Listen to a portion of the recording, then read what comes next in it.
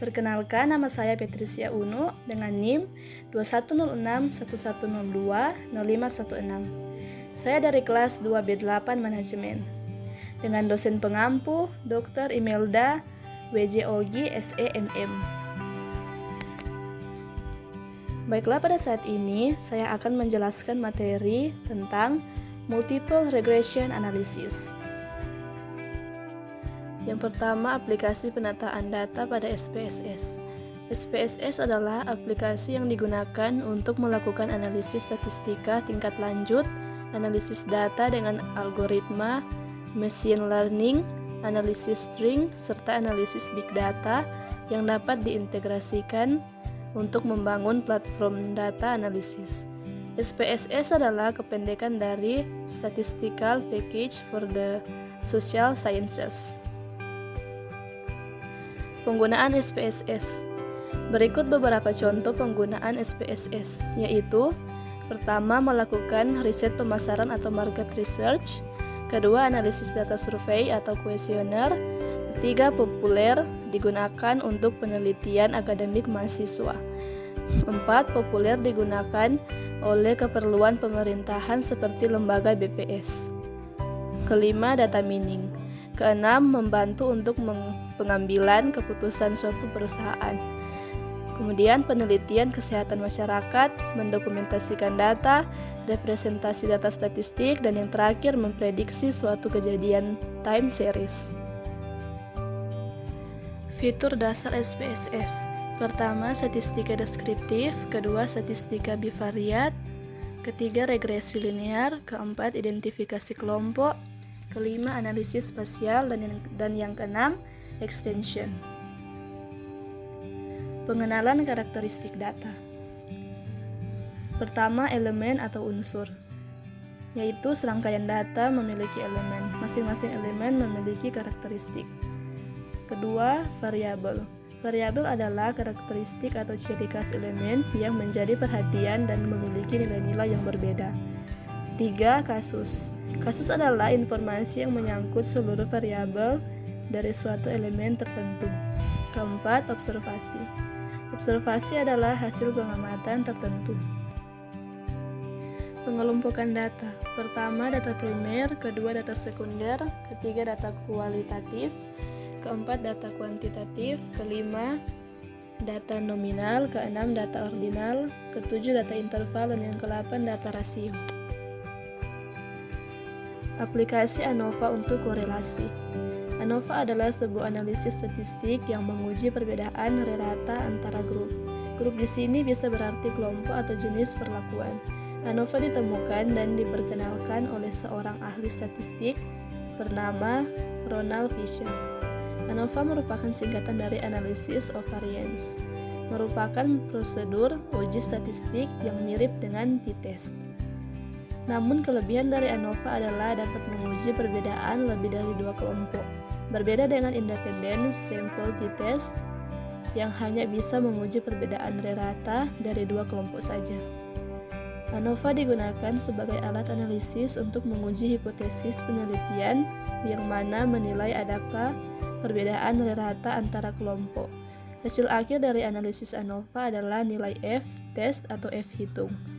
Nilai F hitung ini yang nantinya akan dibandingkan dengan nilai pada tabel F.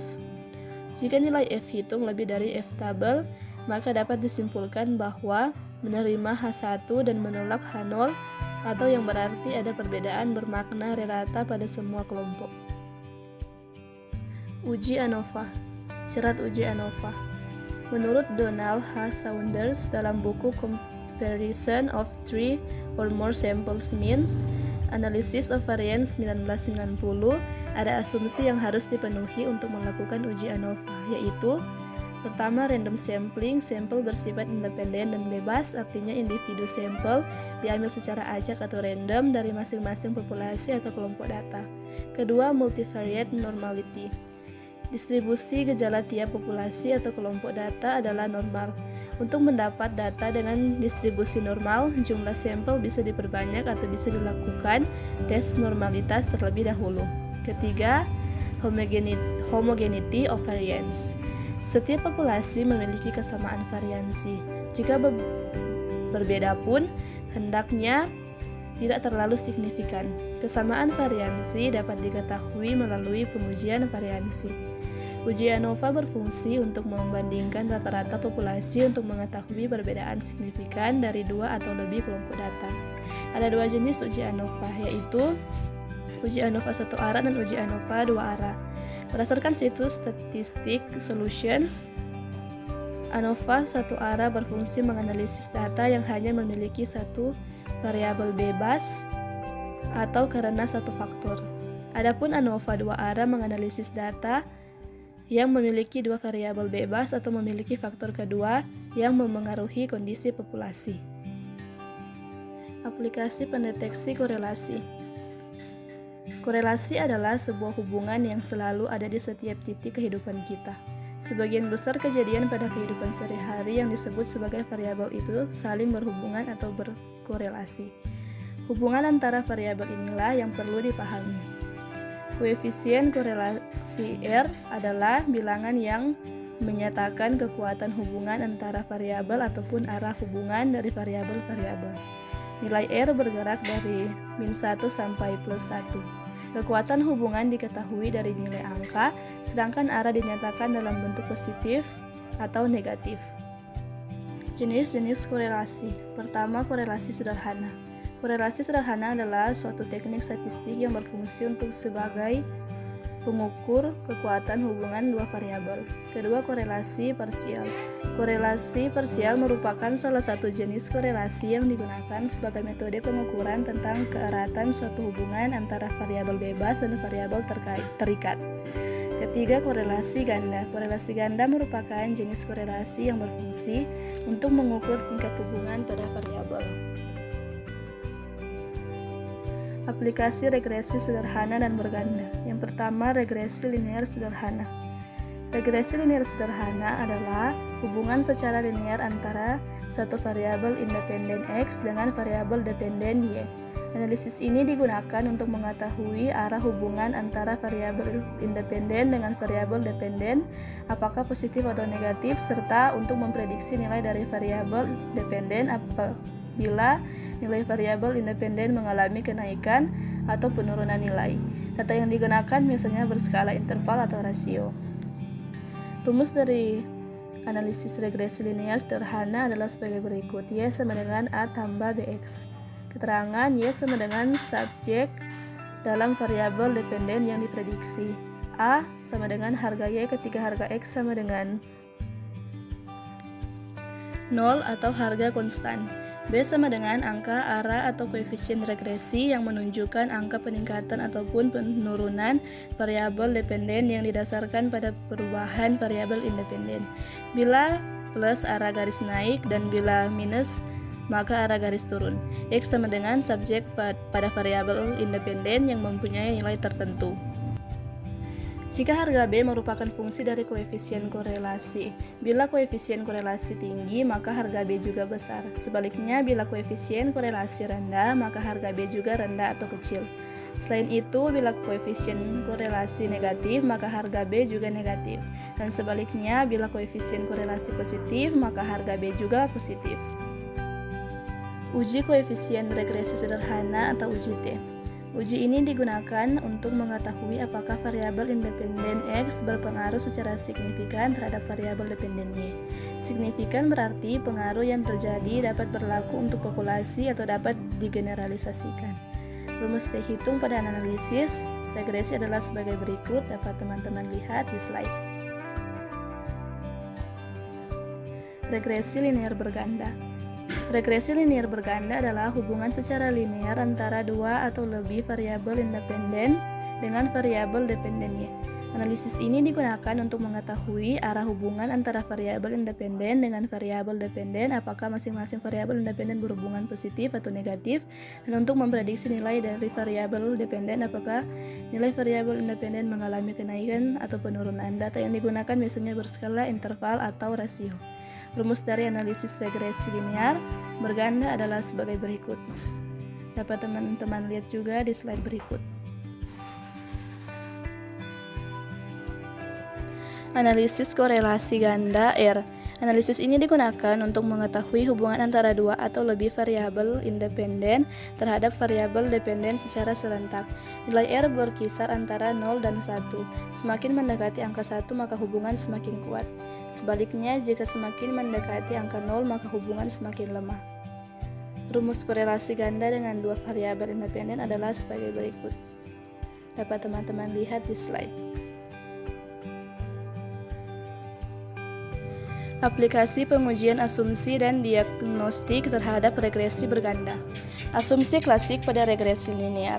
Aplikasi pengujian asumsi dan diagnostik terhadap regresi berganda jenis regresi linear OLS.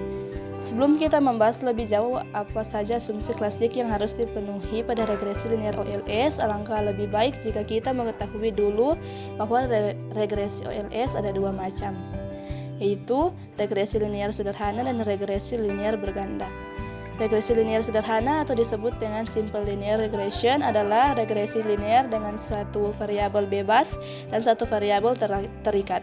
Sedangkan regresi linear berganda atau disebut juga dengan multiple linear regression adalah regresi linear dengan satu variabel terkait dan beberapa variabel bebas.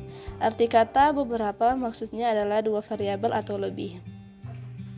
Jenis uji asumsi klasik pada regresi linear.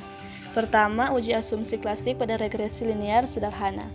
Asumsi klasik pada regresi linear sederhana antara lain: pertama, data interval atau rasio; kedua, linearitas; ketiga, normalitas; keempat, heteroskedastisitas; kelima, outlier; dan yang terakhir, autorelasi hanya untuk daytime series atau runtut waktu.